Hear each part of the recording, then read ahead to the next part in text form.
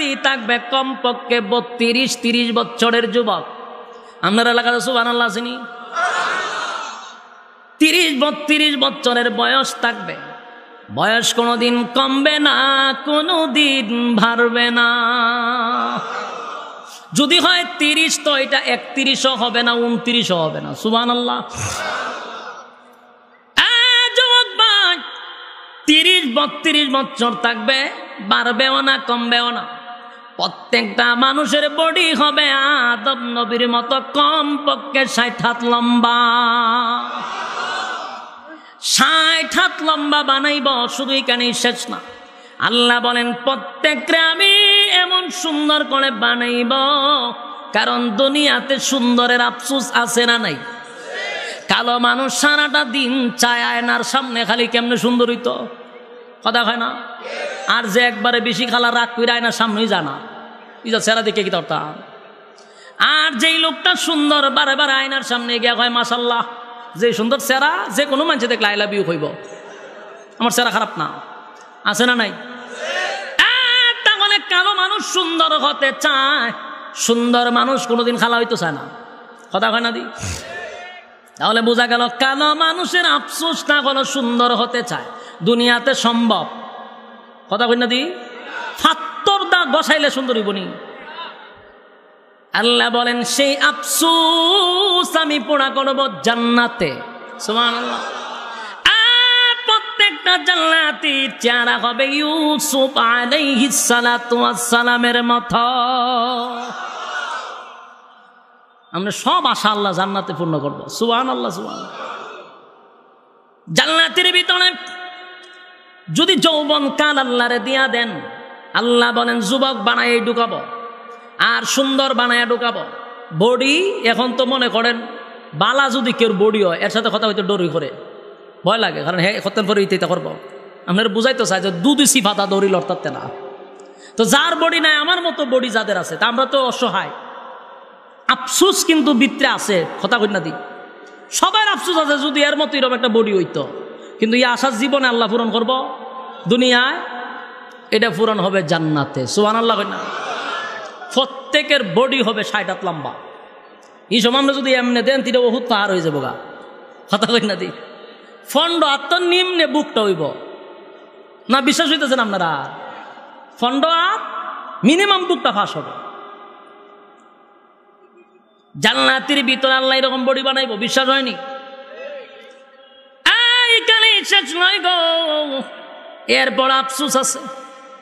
জান্নাতের ভিতরে আরো আফসুস পুরানো হবে। এরপরে কণ্ঠেরও আফসুস আছে অনেকের। গানও টান দিলে অনেক সময় দেখা যায় বউয়ের দরজা লাগায় বাইরিয়া জায়গা জিগা তুমি বাড়ি লাগে রেখো, তোমার যে বেমানি আর ছাগলের বেমানি তো এক যা, তো গরতা হন কেমনে মনের মধ্যে সময় কষ্ট লাগে না? কণ্ঠ বালা না, বউ উঠে গেছে। আল্লাহ কয় এই আফসুস জান্নাতে থাকবে না। আপনারা আওয়াজে বোঝা যায়, এটা আমি মনে হয় গল্প কইতাছি আপনার কাছে। জান্নাতে কণ্ঠ কার মতো হবে? দাউদ নবীর মতো। সুবহানাল্লাহ। দাউদ পয়গম্বরের কণ্ঠ কেমন ছিল জানেন? দাউদ নবী টান দিলে পড়ে সমুদ্রের মাছগুলি দাঁড়ায়া যাইত। সুবহানাল্লাহ আসেনি? সমুদ্রের মাছগুলা দাঁড়ায়া যাইত রে। এইখানে শেষ না, উড়ন্ত পাখিগুলা জায়গায় বসে যাইত। সুবহানাল্লাহ। এমন একটা কণ্ঠ আল্লাহ আপনি আমারে দিবে। সুবহানাল্লাহ। শেষ একটা কথা হল, যৌবনকাল কারে দিব? যৌবনকাল যদি আমার মালিক রে দিয়া দেই গো, আল্লাহ বলেন যৌবনকালের ইবাদত আমি আল্লাহর কাছে এত প্রিয়, এত প্রিয়, জান্নাতের ভিতরে আমি তাদেরকে যুবক বানায়া ঢোকাবো। সুবহানাল্লাহ।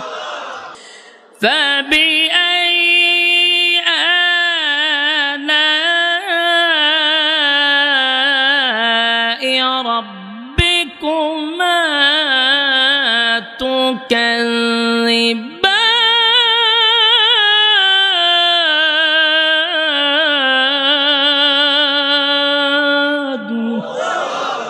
আল্লাহ বলেন কোন কোন নিয়ামতের অস্বীকার করবে? তোরে কোন নিয়ামত দিছি না আমি? পারবেন নি অস্বীকার করতে? প্রত্যেকটা মানুষকে আল্লাহ নিয়ামত দিয়ে ডুবাই রাখছে। এখন যদি প্রশ্ন করেন কি নিয়ামত, আল্লাহ কোনো দিকে তাকানোর দরকার নাই, তুই শুধু তোর 3.5 হাত বডির দিকে তাকায়া দেখ আমি আল্লাহ তোরে কি নিয়ামত দিছি। আমরা ডাইনে বামে তাকানোর দরকার নাই, শুধু মাথার থেকে পা পর্যন্ত একটু বালিশের সঙ্গে মাথা লাগায় চিন্তা করেন যে আল্লাহ কত নিয়ামত দিছে। আপনার যদি 2টা চক্ষু না থাকতো, ভালো কোনো বংশে বিয়া করতে পারতেন, কোনো মাইয়া আপনার কাছে বিয়া দিব, খানা বেটার কাছে দিবনি, কোথায় বেটা খানা অন্ধ, বালা জায়গাত বিয়া দেওয়া যেত না। বাস্তব না বাস্তব? 2টা চোখ দরকার নাই, একটা ফাও যদি আপনার না থাকতো, বালা জায়গায় বিয়া করতে পারবেন? হাত না থাকলে, তাহলে আল্লাহর যে কোনো একটা অঙ্গ না থাকলে আপনার 4 পয়সার দাম নাই, 4 পয়সার দাম নাই। মাঝে মধ্যে আপনারা যদি চাঁদপুর যান অথবা কুমিল্লা শহরে যান অথবা রাস্তাঘাটে যদি যান, দেখবেন অনেক ভিক্ষুকরা কিন্তু আপনার কাছে এসে হাত পাতে। ওই ভিক্ষুকগুলার দিকে তাকায়া দেখবেন অনেকের হাত নাই, ফা নাই, তো অনেকের চক্ষু নাই। যেমন আমরা গাড়ির মধ্যে এতা পাই, অনেক সময় দেখি এই সাইড পুরাটা নাই, আরেকটা আছে এখানে অতটুক পর্যন্ত, তো এটা দিলে পরে এইভাবে সিফাদা ধরে টাকা তো এরপরে নেয়। 4 পয়সার দাম আছে এরার সাথে কেউ সেলফি তুলে, আপনারা যদি মাতুন না আমার সাথে কথা কই না, কেন সেলফি তুলিনি কেউ, উঠেলো নিয়ে কফি খায়, ফেসবুকে এরা নিয়ে ছবি ছাড়ে না, কেন 4 পয়সার দাম নাই। আল্লাহর একটা অঙ্গ না থাকার কারণে মানুষ তারে মূল্যায়ন করে না। তোমারে নিয়ে কফি খায় কেন, তোমারে নিয়ে ছবি তুলে কেন? তোমার কাছে আল্লাহর নিয়ামত আছে, এই জন্য মানুষ তোমারে মূল্যায়ন করে। আমরা যদি আমাদের 3.5 হাত বডির দিকে তাকাই তাহলেই বুঝতে পারবো আল্লাহ আমাদেরকে কি পরিমাণ নিয়ামত দিচ্ছে। সুবহানাল্লাহ। যুবক ভাই, রব্বে কারীম বলেন পা থেকে মাথা পর্যন্ত যদি একবার শুধু তাকায়া দেখ আমি আল্লাহ তোরে কি পরিমাণ নিয়ামত দিছি। শুকরিয়া আদায় করার জন্য শুধু তুই আমার 2টা চক্ষুর দাম দিতে পারবি না, 2টা পা 2টা হাত আমি যদি না দিতাম, পৃথিবীর কোন হসপিটালে গেলে অরিজিনাল হাত পাবেন? পাইবেন না আপনারা? যুবক ভাইরা আমার, আল্লাহ রাব্বুল আলামিন বলেন অসংখ্য অগণিত নিয়ামত দিয়া তোদেরকে দুনিয়ায় পাঠাইছি, আমি কোনো ট্যাক্স চাই না, আমার যে নিয়ামত খাস অসংখ্য নিয়ামত দিয়া তোদেরকে ডুবায়া রাখছি। বান্দা আমি তোদের কাছে কোনো কিছু চাই না, শুধু চাই ইবাদতের জন্য বানাইছি, গোলামিটা শুধু করবি আমি আল্লাহ। আমি সারা অন্য কারো কাছে চাইলে আমি আল্লাহ সহ্য করতে পারি না। সব জিনিস মালিক বরদাস্ত করতে পারে, কিন্তু আল্লাহর ইবাদতের জায়গায় যদি অন্য কারো কাছে আমরা চাই, এটা মালিক বরদাস্ত করতে পারে না। বুঝেন নাই কথা? এক্সাম্পল দিলে বুঝতে পারবেন। একটা এক্সাম্পল দেই বুঝার জন্য। মনে করেন আপনি বিয়ে করছেন নতুন, বউ খুব সুন্দর, আর আমরার যুবকরা এখন লাল চামড়ার প্রতি খুব পাগল। লাল চামড়া থাকলে মা বাপের খবরও নেওয়া লাগে না। তো বউ যদি সুন্দর, মনে করেন এক বেচারার বউ খুব সুন্দর, তো বউ যা চায় সে সেটা দেওয়ার চেষ্টা করে। একদিন অফিস থেকে বাসায় এসে দেখে বউ খুব রাগান্বিত তার উপরে। মহিলাদের একটা অভ্যাস ছিল হঠাৎ গাল ফুলাইয়া রাখে। তো জিগাইলেন কিতা সমস্যা, উত্তর না দিয়া খালি দেখবেন জিনিসও লড়ায়। তখন আপনি কইলেন যে তুমি যদি বিষয়টা না খাও তাহলে তো বুঝবো না, বলো তো কি সমস্যা। তখন কয় পাশের বাড়ির ভাবির জামাইয়ে 20,000 টাকা দিয়ে একটা শাড়ি দিছে, তোমার সংসারে আসার পরে কি পাইলাম? সারা জীবন দিল, কিন্তু এরা লাস্টেই কথাটি কয় কি পাইছি। বাস্তব না বাস্তব? না আপনারা মোহনপুরের মহিলারা খুব বালা। আমি আমার এলাকার হইতে যে কোনো অসুবিধা আছে? এখানকার মহিলার যদি আমি দোষারোপ করি মাহফিল শেষ করে যাওয়ান যাবনি, এটা আমি জানি। আমি আমার এলাকার কথা কইতেছি, আপনার এলাকার না। তো বেচার অফিস থেকে আসার পরে বউ কয় 20,000 টাকা দেয়া পাশের ঘরের বাবিয়ের তার জামাইয়ে দিছে, তুমি কি দিলা? তো এটার জন্য নি গাল ফলাইছে বলে হ। যাক, বউরে বুঝায় টুজায় বলছে যে আমার তো বেতন টেতন পাইছি না, সামনের মাসে দিয়া দিন।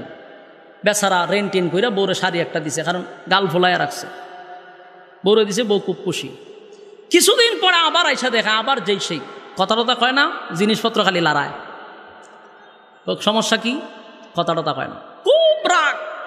যারে তুমি যদি না কওতে তো বিষয়টা বুঝবো না। কয় ফাঁসের বাড়ির বাবি জামাইয়ে 3 ভরি স্বর্ণ দিয়ে একটা নেকলেস বানাই দিছে, তুমি কি দিছ? বেচারা কয় সর্বনাশ, এখন যে আবদার করছে এত টাকা পামুকো, ও কেমনে ভাই এটা আমি তো জানি না, পাল্লা দিয়া চলতে হবে। বেচারা এখন রেন করলো, রেন কইরাই না বউরে এই স্বর্ণ দিছে, বউ খুব খুশি। মোট কথা হলো বউয়ের আবদার রক্ষার্থে যা চায় সে তা দিতে রাজি, তাও বউয়ের মুখের হাসি দেখতে চায়। কিন্তু একদিন আইসা দে বউ খুব রাগ, এদিন সারা রাত্র তার রাগ ভাঙাইতে পারে না। সকালে জিগায় তুমি যদি না কও, সব জিনিস চাওয়া মাত্রই দিতেছি, এখন এইভাবে গাল ভোলায় রাখলে তো হবে না, বলো কি চাও। তখন সে কয় ফাঁসের বাড়ির একটা ছেলেরে আমার খুব ভাল লাগছে, হের আইনা না দিলে আর ঘর সংসার করতাম না। আপনার কাছে আমার প্রশ্ন, কোন স্বামী এটা মাইনা নিব? কথা কই না দি, বালা স্বামী যদি হয় গাল দে ফুলাইছেন, গাল এমনি সে চালাইব, বলে ওখান যেটা চাইছস সব বনাশ করে লাইছস। জামাই তো দূরের কথা, তোরে আমি এখন ফাড়াত বাইতালাম ওদুরা। বাস্তব না বাস্তব? কোন স্বামী এটা মাইনা নিতে পারেনি। আর আইনা তো দূরের কথা, আরেকজনের সাথে হাসি দিছে, এটাই তো সহ্য হয় না। কথা কয় না? ঠিক আল্লাহ বলেন সব সহ্য করতে পারি, আমার জায়গা যদি আরেকজনের কাছে তুই চাস, আমি আল্লাহ এটা সহ্য করতে পারি না। এই জন্য সব গুনাহ মাফ হয়, শিরিক গুনাহ মাফ হয় না। আল্লাহর একক সিদ্ধান্ত হলো ইবাদত চলবে আমার, অন্য কারো না। যুবক ভাই, রব্বে কারীম বলেন আমি তোরে বানাইছি মহব্বত কইরা, আমি তোরে নিজের হাত কুদরতি হাত দিয়া তোরে বানাইছি। বান্দারে ফেরেশতা বানাইছি হুকুম দিয়া, আসমান জমিন বানাইছি হুকুম দিয়া, তোরে আমি আল্লাহ বানাইছি কুদরতি হাত দিয়া। তোরে বানানোর পরে 4টা কোয়ালিটি সম্পূর্ণ করছি, তোরে সুন্দর বানাইছি সবচেয়ে বেশি। আর 4টা কসম করে বলছি তোরে সুন্দর কইরা বানাইছি। 3 ফলের কসম, জাইতুন ফলের কসম, সিনাই পর্বতের কসম, মক্কা নগরীর কসম। 4টা কসম করে বলছি বান্দা তোর থেকে সুন্দর করে আমি কাউরে বানাই নাই। এত সুন্দর করে বানাইলাম কেন রে বান্দা? শুধুমাত্র কেবলমাত্র গোলামি করবি আমি আল্লাহ। নিয়ামত কম দেয় নাই। যুবক ভাই, অসংখ্য অগণিত নিয়ামত আমার আল্লাহ আপনারে আমারে দিছে। নিয়ামত পাওয়ার পরেও যদি মন গড়া জিন্দিগি আমি আর আপনি চালাই রে, আমার আল্লাহ প্রত্যেকটা মানুষকে নিয়ামতের মধ্যে ডুবায়া রাখছে। এমনকি সকালেও যদি আমার আল্লাহরে আপনি গালি দেন, বিকাল বেলা আমার মালিক আপনার জন্য খানা রেডি রাখবে। যুবক ভাই, রব্বে কারীম বলেন আমি মহব্বত করে বানাইছি শুধুমাত্র কেবলমাত্র আমার গোলামির জন্য। বান্দা তুই আমার গোলামি করবি, অন্য কারো কাছে তুই চাইবি না। তোরে বড় মহব্বত কইরা বানাইছি, এতগুলো নিয়ামত দিলাম গো। আমার যদি একটা চক্ষু না থাকতো 4 পয়সার দাম নাই, পা 2টা না থাকলে দাম নাই, হাত 2টা না থাকলে কোনো দাম নাই। যুবক ভাইরা আমার, বনি ইসরাইলের একজন যুবক ছিল। ওই যুবক 500 বছর আমার আল্লাহর ইবাদত করছে। আপনার আর মোহনপুর সুবহানাল্লাহ চিনি কোন সময় কণ্ঠাটা বললে 500 বছর ইবাদত করছে। 1টা 2টা বছর নয় গো, 500 বছর 500 বছর একা দ্বারা ইবাদত করছে, তাও একটা দ্বীপের মাঝখানে। চতুর্দিকে সাগর আর মাঝখানে একটা দ্বীপ। ওই দ্বীপের মধ্যে লোকটা আল্লাহর ইবাদত করত। সাগরের পানি লবণাক্ত, পান করা যায় না। দ্বীপের মধ্যে খানারও কোনো ব্যবস্থা নাই। লোকটা বাঁচলো কেমনে? তার আশেপাশে কেউ ছিল না, শুধুমাত্র একজন ব্যক্তি একা দাঁড়ায় 500 বছর ইবাদত করছে। কি খাইলো, কি পান করলো? কারণ সাগরের পানি লবণাক্ত, আশেপাশে বাড়িঘর নাই, সাগরের মাঝখানে। ওই লোকটা যে আল্লাহর ইবাদত করত, আমার আল্লাহ দ্বীপের মধ্যে একটা মিষ্টি পানির নহর কইরা দিছে। আঙ্গুল বরাবর একটা ছিদ্র দিয়া পানি বাহির হইত, মিষ্টি পানি খাইত, মিষ্টি পানি পান করত। আর একটা ডালিম গাছ আমার আল্লাহ লাগায়া দিল, ওই গাছের ডালিম পাইরা খাইত, প্রতি ওয়াক্তে 3টা ডালিম খাইত। আর 24টা ঘন্টা আমার আল্লাহর ইবাদত করত রে। 500 বছরের ভিতরে তার আমল নামায় একটা গুনাহ নাই। এত ইবাদত করত। ওই লোকটা মালিকের ইবাদত করছে রে। তার জীবনের শেষ একটা ইচ্ছা ছিল, আমার আল্লাহর কাছে দোয়া করছে, আরে মালিক, আমি যেদিন দুনিয়া থেকে বিদায় হয়ে যাব, আমার একটা দোয়া তুমি কবুল করো। আমি যেন ইবাদত করা অবস্থায়, নামাজরত অবস্থায়, তোমার সেজদারত অবস্থায় আমার যেন মৃত্যু হয়। 2 নাম্বার হলো, আমার লাশটার মধ্যে যেন কোনো ধরনের পোকামাকড় না ধরে, একেবারে টাটকা থাকে, আমার লাশটা যেন না পচে। আমার কিয়ামতের ময়দানে সেজদারত অবস্থায় আপনি আমার উঠাইবেন। আল্লাহ তার দোয়াটা কবুল করছে। কিয়ামত পর্যন্ত তার লাশটা এখন পর্যন্ত অক্ষত অবস্থায় আছে। আল্লাহর নবী বলেন, এই ব্যক্তিটারে কিয়ামতের মাঠে আল্লাহ দাঁড় করাবে, যার আমল নামার মধ্যে একটা গুনাহ নাই। আমল আছে 500 বছরের, 500 বছরের আমল, একটা গুনাহ নাই গো। সেজদারত অবস্থায় কিয়ামতের মাঠে উঠা দাঁড়াইব। সেদিন আমার আল্লাহ বলবেন, ফেরেশতারা রে, আমার এই বান্দাটার আমল নামায় একটা গুনাহ নাই। 500 বছর আমার গোলাম আমার ইবাদত করছে, আমার বান্দাটারে আমার দয়া মায়া দিয়া জান্নাতে ঢুকায়া দে। খুব খেয়াল করবেন কথাটা। আল্লাহ বলছেন, আমার দয়া মায়া দিয়া বান্দাদের জান্নাতে ঢুকায়া দে। এবার বান্দারে যখন ফেরেশতা জান্নাতে লইয়া যায়, বান্দা কয়, দাঁড়ান, এ মালিক, আপনার দয়া মায়া যদি জান্নাতে যাইতে হয় গো, 500 বছরের ইবাদত আমার কোথায় গেল?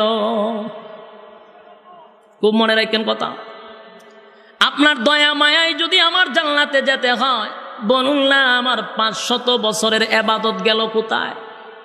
আল্লাহ তার কথার কোনো জবাব না দিয়া ফেরেশতারে আবারও বললেন, আমার বান্দাটারে মায়া দয়া কইরা জান্নাতে ঢোকায়া দাও। কিন্তু আবার দাঁড়াইছে না, হইতো না। আপনার দয়া মায়ায় যদি জান্নাতে যাইতে হয়, তাহলে 500 বছর আমি কিতা করছি?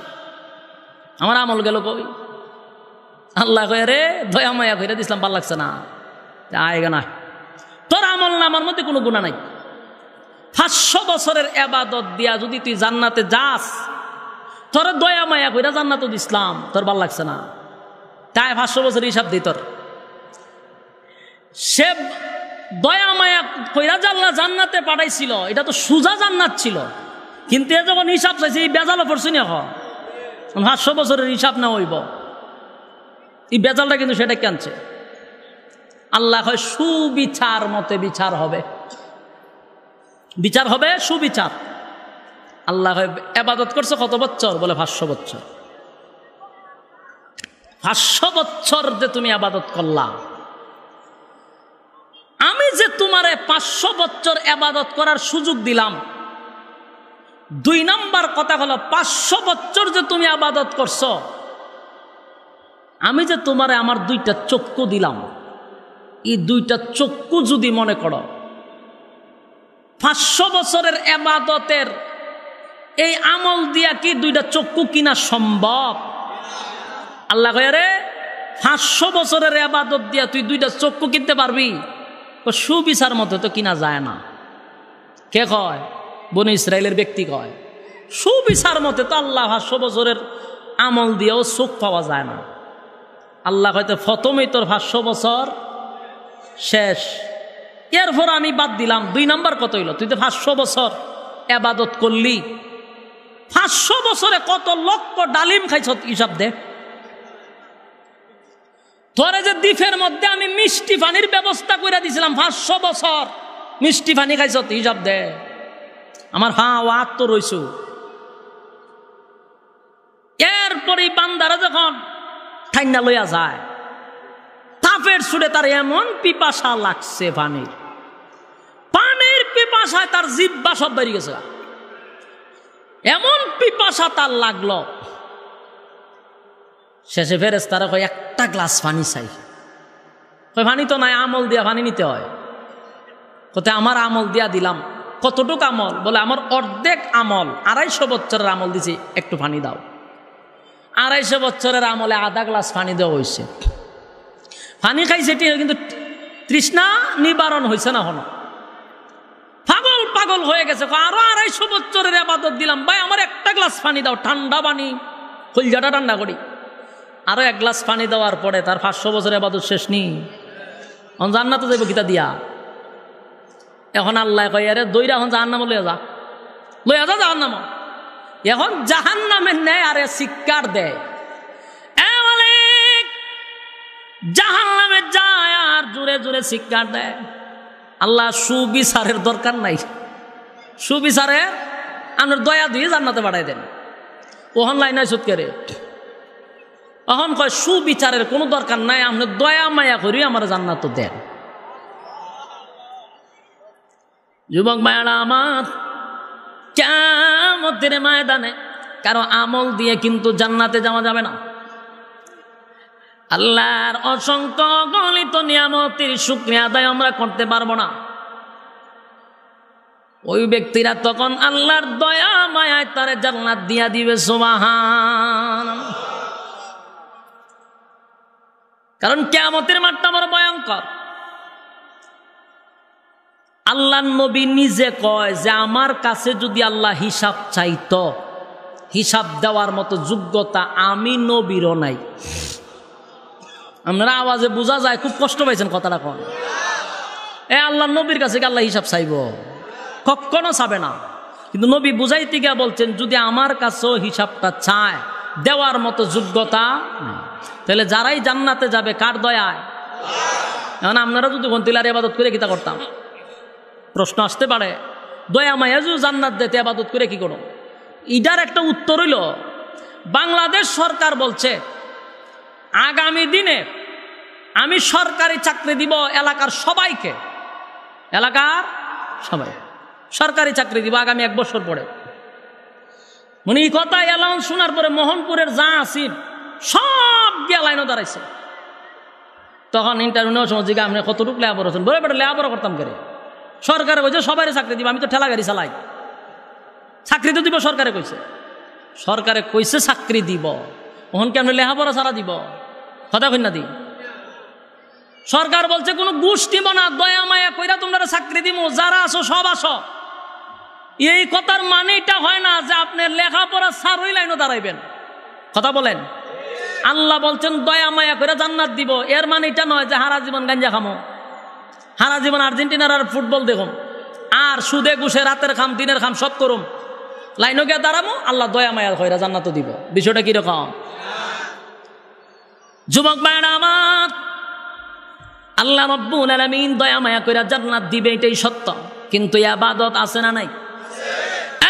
যুবক ভাই, রব্বে কারীম বলেন বান্দা শুন, আমি আল্লাহ তোরে মহব্বত কইরা বানাইছি, আমি তোরে মহব্বত কইরা বানাইছি।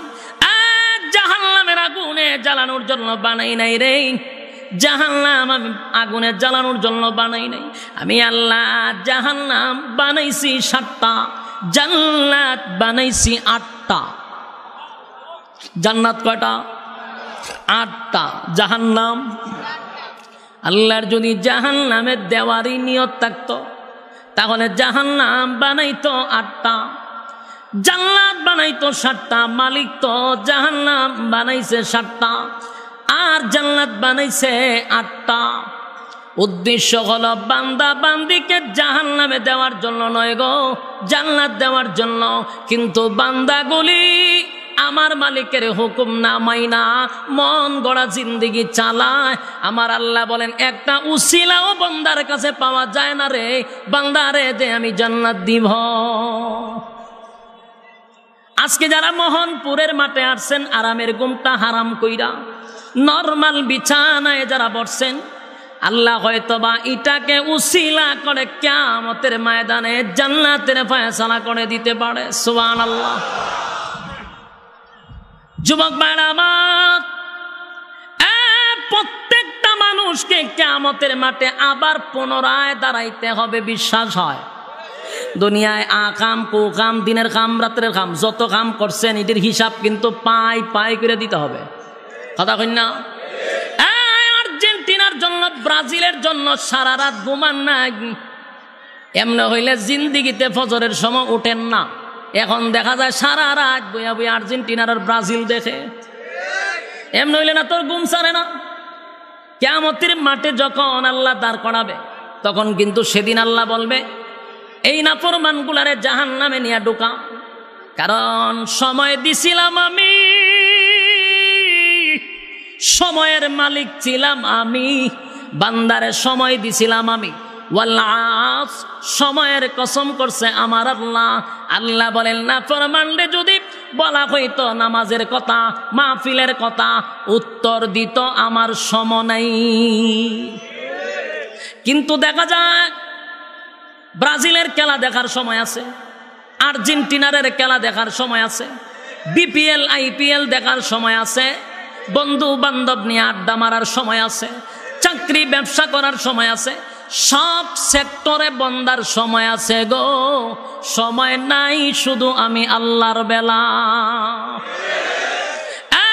জাহান্নামীর দল, অসংখ্য অগণিত নিয়ামত বান্দারে দিছিলাম, নিয়ামত খাবার পরেও আমি আল্লাহর প্রশংসা করলো না, আমি আল্লাহর গোলামি করলো না, মন গড়া জিন্দেগি চালাইলো। জাহান্নামীদেরকে গ্রাস করা হবে। যুবক ভাইরা আমার, উপায় থাকবে না, উপায় থাকবে না। সেদিন আপনাকে বাঁচানোর মতো কোনো নেতা থাকবে না, বড় ভাই থাকবে না, ছোট ভাই থাকবে না, অমুক নেতা তমুক নেতা ফাতি নেতা, কোন নেতা সেদিন সাহায্য করবে না। আল্লাহ বলেন ইয়াউমা ইয়াফিরুল মারউ মিন আখিহি ওয়া উম্মিহি ওয়া আবি ওয়া সাহিবাতিহি ওয়া বানি। কিয়ামতের কঠিন ময়দানে কেউ কারো হবে না, কেউ কারো হবে না। মা তার সন্তানকে পরিচয় দিবে না, সন্তান বাবাকে পরিচয় দিবে না, আত্মীয় স্বজন দূরের কথা কেউ আপনাকে পরিচয় দিবে না। এমনকি কলিজার টুকরা মা তার সন্তানকে দেখে বলবে দুনিয়াতে আমার বিয়া শাদী হইছে না। কি বুঝলেন?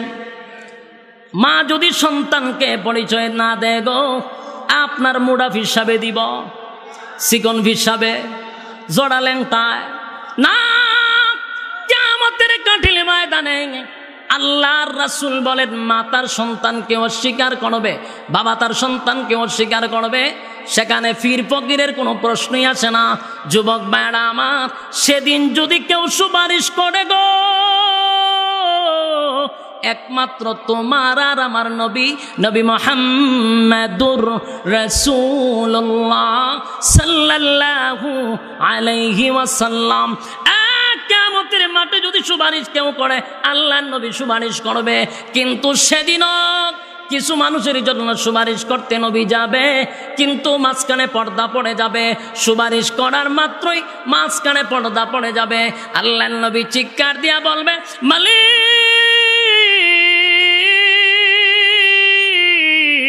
আপনি আমারে বলছেন হাসরের মাঠে সুপারিশ করার জন্য, মাঝখানে কেন পর্দা পড়ে গেল গো? আল্লাহর নবীকে জানায়া দেওয়া হবে, নবীজি কার জন্য সুপারিশ করবেন? এরা আপনার উম্মত নয়, আপনার রক্ত মাখা ইসলাম, দান দান বাঙ্গা ইসলাম দুনিয়াতে রেখে আসছিলেন আমানত। তারা আপনার ইসলামটারে মানুষের সামনে বিকৃত করছে, মন গড়া জিন্দেগি চালাইছে। তারা আপনার ইসলাম সঠিকভাবে মানে নাই, তারা মন গড়া জিন্দেগি চালাইছে। এই জন্য আমি শীতের সময় গরম পানি, গরমের সময় ঠান্ডা পানি। ঠান্ডা পানির কথা স্মরণ হবে, ইল্লা হামিমা ওয়া গাসসাকা। আল্লাহ বলেন আমি পানি দিব, 1000 বছর পানির জন্য চিৎকার দিবে। 1000 বছর পানির জন্য চিৎকার দিবে। এখন আপনারা কয়টা চিৎকার দেন পানির লেগে? চিৎকার দেওয়ান লাগে না টিউবওয়েল চাপ দিলেই হয়? টিউবওয়েল চাপ দিলে আমরা পানি পাই। আল্লাহ বলেন 1000 বছর চিৎকার দিবে রে, কিন্তু সেদিন বান্দার কথার জবাব দেওয়া হবে না। আর দুনিয়াতে যৌবনকালে যদি আল্লাহকে একটা ডাক দেয়, আমার আল্লাহ বলেন একটা ডাকে 70 বার আমি আল্লাহ বান্দার জবাব দিয়া দেই। জোরে কনসুমা 70 বার জবাব দেয়। আর কিয়ামতের মাঠে জাহান্নামের ভিতরে 1000 বছর চিৎকার দিবে, এরপরেও জবাব দেওয়া হবে না, জবাব দেওয়া হবে না। জবাব ভাই দিলের কান লাগায় শুনেন, আমার আল্লাহ বলেন আমার দয়া মায়া বেশি। বাংলা প্রথমেই বলেছি সৃষ্টি জগতের মধ্যে তোরে শ্রেষ্ঠত্ব দিছিলাম, আমি তোরে সুন্দর করে বানাইছিলাম, হাত লাগাইয়া বানাইছিলাম। সব কিছু করার পরেও মন গড়া জিন্দেগি চালাইলি। আমার দেওয়ার সময় তুই আর্জেন্টিনার রে দিলি, আমার দেওয়ার সময়টা ব্রাজিল রে দিলি, বন্ধু বান্ধবের আড্ডায় দিলি। আর আমি যখন সময় চাই বান্দা জবাব দেয় আমার সময় নাই। বাস্তব না বাস্তব?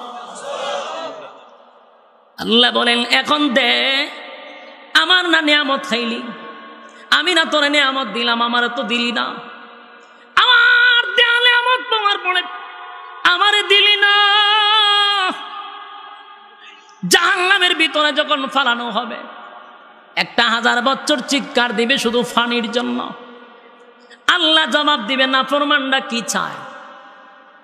ফেরেশতারা বলবে আল্লাহ পানি চায়। আল্লাহ তখন জবাব দেয় ইল্লা হামিমা ওয়া গাসসাকা। এমন একটা পানি দেওয়া হবে, টকবকে গরম পানি, বিষাক্ত পানি, রক্ত আর পুঁজগুলি দেওয়া হবে পান করার জন্য। 1000 বছর নয়, 50,000 বছরের পিপাসা। কারণ হাসরের মাঠে দাঁড়ায় ছিল 50,000 বছর, আগুনের ভিতরে 1000 বছর। পানি ঠান্ডা না গরম দেখার সময় আছে? কতক্ষণ? পানি ঠান্ডা না গরম দেখার সময় নাই। যেই মাত্র পান করবে তো ভিতরের নারী বুড়ি যা আছে সব গইলা গইলা পাহানার রাস্তা দিয়ে বাড়িব। আসেনি নাউজুবিল্লাহ? যুবক ভাইরা আমার, এই পরিস্থিতিটা যেন সামনে না আসে, এই পরিস্থিতির শিকার যেন আমরা না হই। দুনিয়াতে এই সময় টাকা, এই যে হায়াতটা, এটা নিয়ামত। হায়াত থাকতে মালিকের গোলামি করার দরকার আছে না নাই? আজকের এই মাহফিল থেকে যদি আমরা সিদ্ধান্ত নিয়ে নেই আল্লাহ যা করছি গো অন্যায় করছি, অপরাধ করছি মালিক, জীবনের সব গুনার উপরে লজ্জিত হইলাম। আল্লাহ ভবিষ্যতে এমন গুনাহ আমার দ্বারা হবে না। চোখের পানি যদি একটা ফোঁটা গড়াইয়া গড়াইয়া নাকের ডগা পর্যন্ত চলে আসতে পারে, আল্লাহ বলেন আমার দয়া মায়া এত বেশি রে, বান্দা ফেরেশতারে জিগায় আল্লাহ বান্দা কেন কান্দে? আল্লাহ জাহান্নামের ভয়ে কান্দে। আমার বাবা কি জান্নাত দেখছে গো? না মালিক জান্নাত দেখে নাই, আমার বান্দা কি জাহান্নাম দেখছে? না, মালিক জাহান্নামও দেখে নাই। তাহলে এত কান্দে কেন?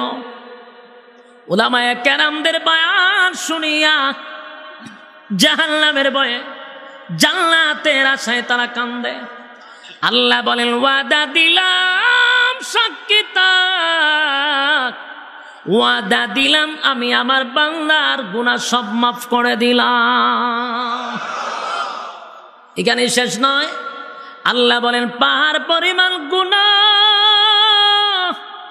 সাগরের ফেনা পরিমাণ গুনাহ, ওই গুনাহগুলারে নেক দ্বারায় পরিবর্তন করিয়া বন্দার আমল নামায় দিয়া দিলাম। জোরে কোন সুবহান। আমার আল্লাহর কত মায়া, আমার আল্লাহর কত দয়া। কিন্তু এই দয়া মায়াটা দুনিয়ার জমিনে যদি দয়া মায়া পাওয়ার পরে মন গড়া জিন্দিগি চালাও, আমার আল্লাহ কয় কিয়ামতের মাঠে আমার এই রূপ থাকবে না। সেদিন আল্লাহ দাঁড়াবে কাহার রূপ নিয়া। এই জন্য দয়া মায়া দুনিয়ায় থাকা অবস্থায় গুনার উপরে লজ্জিত হওয়া দরকার কিনা? কথা হয় না? যুবক ভাই, মানুষকে আল্লাহ 3টা কাল দিছে। জোরে কোন কয়টা? বৃদ্ধকাল মাইনাস, শিশুকাল মাইনাস। আল্লাহ বলেন শুধু যৌবন কালের হিসাব দে, আমি আল্লাহ এই পৃথিবীর 10টা পৃথিবীর সমান জান্নাত দিয়া দিব। কোন কালের হিসাব চায় আল্লাহ? চায় কোন কালের? দেই কোন কাল? বৃদ্ধকাল। বলুন দেই কোন কাল? চাইল আল্লাহ যৌবন কাল, দিলাম আল্লাহরে বৃদ্ধকাল। এই যে বাটপারি আমার দেশে চলতেছে, সারা জীবন আকাম কুকামের পিএইচডি কইরা 60 বছরের পরে মক্কা গিয়া নাম পালায় হাজি, দেশ আগের মতো ভাজি। এরপরে ফ্যামিলির সাপের সুডে হেরে ফাড়ায় মসজিদ, নমাজ ফিরান। মান সম্মান যায় যায়, আপনি হাজি হয়েছেন, নমাজ পড়েন না। এলাকার ঘরের সাপের সুডে মসজিদে গিয়ে নামাজ পড়ে 5 ওয়াক্ত। কিছুদিন যেতে না যেতে এই এলাকার মানুষ সিদ্ধান্ত নেয়, এক তৈল মুরব্বী বয়সে বেশি, আর এক তৈল হাজি, আর এক তৈল 5 ওয়াক্ত নামাজি, তারে মসজিদের সভাপতি বানায় দাও। দিল মসজিদের সভাপতি বানাইয়া। যেই লোকটারে হারা জীবন শয়তানে লাড়াচাড়া করছে, উল্টায়া ফাল্টায়া লাড়ছে, শয়তানে যারে রিটার্ডে পাঠাইছে, হেরে বানাইছে মসজিদের সভাপতি। এই ইমামার মুয়াজ্জিনের অবস্থা কি হইব? যেটা শয়তানের খালাত্ত ভাই ছিল সারা জীবন, হে যদি মসজিদের সভাপতি হয়, ইমামার মুয়াজ্জিনের কি হইব? যেটা হইতাছে ডি হইতাছে। বাস্তব না বাস্তব?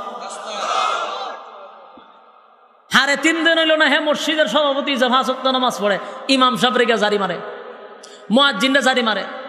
2টা ছটকনা দিবেন খানের নিচে, দিয়া কইবেন তোর যৌবন কাল কোন জায়গায় কাটছে আমরা বালা জানি। তুই কত আকাম কুকামের পিএইচডি করছ যৌবন কালে আমরা জানি। কিন্তু বাংলাদেশের টেকনাফ থেকে তেতুলিয়া যতটা উলামায়ে কেরাম আছে, তাদের যৌবন কাল আপনারা তালাশ করেন, আল্লাহর জাতের কসম প্রত্যেকটা আলেমের যৌবন কাল আল্লাহর রাস্তায় কাটছে। তুই কার সাথে কার পাল্লা নেস?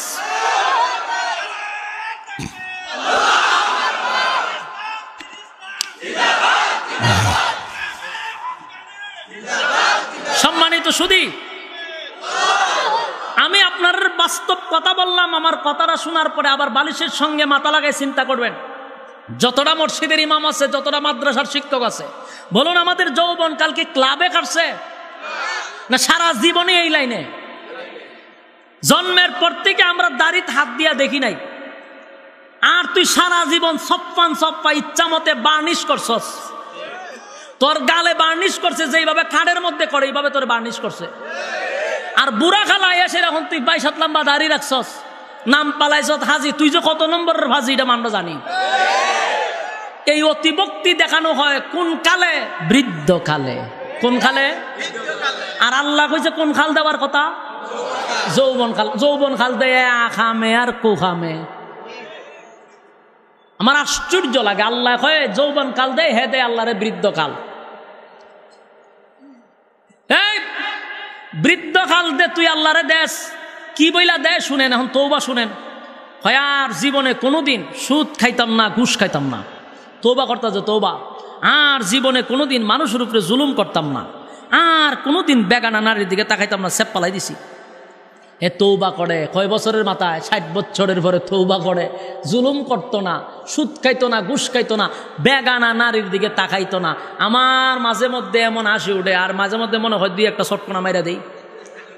কেরে মারতাম মনটা কয়, তুই যে আল্লাহর সাথে বাট পায়টা করতে কর, আমরার সাথে আল্লাহর সাথে করস কেরে? তুই যে কইলি আর জীবনে সুদ খাইতে না, ঘুষ খাইতে না, তুই ফারস নিয়ন সুদ খাইতে। কারণ সুদের টাকা তোলার জন্য একটা শক্তি লাগে, কথা কর না? প্রভাবশালী না হইলে সুদের টাকা তুলন যায় না। তুই 60 বছর তোর ফাইয়া গেছে গা, তুই সুদ আর ঘুষ খাইতে না, পারবি নি খাইতে। 2 নাম্বার, হে কয় আর জীবনে মানুষের উপরে জুলুম করতো না। তুই যাচ্ছেন জুলুম করতে, এখন তোর একটা ছটকনা দিয়ে 3 হাত দূর ফেলাইব, এটাও তো বাট পারি। 3 নাম্বার হয় বেগানা নারীর দিকে আর তাকাইতাম না। তো তুই এখন ছাইয়া থাক, তুই 60 বছরের পরে ছাইয়া থাক, তোরে কেটা কইছে চাইতে না? যৎকান বার ছাইয়া থাক, তুই চাইলই কিতা না চাইলই কিতা, তোর ব্যাটারিত কুস্তা আসেনি, তুই এখন ছাইয়া থাক, চাইতে নাই কথা কস কেড়ে। যেই সময় তোর ছাওয়ার সুযোগ ছিল, তুই কম চাইছ না, মাকদমা তুই যে ছাওন চাইছস, ওখন তুই চলতে পারস না, লাড়ির তুই রেখারস, তুই আল্লাহরে খস আর জীবনও চাইতে না। আচ্ছা কোন চাইতে হয়েছিলামই না? আমার মনে হয় এর যা তৌবা দেখে শয়তানের ডিজে গানের আয়োজন করে। বাস্তব না বাস্তব?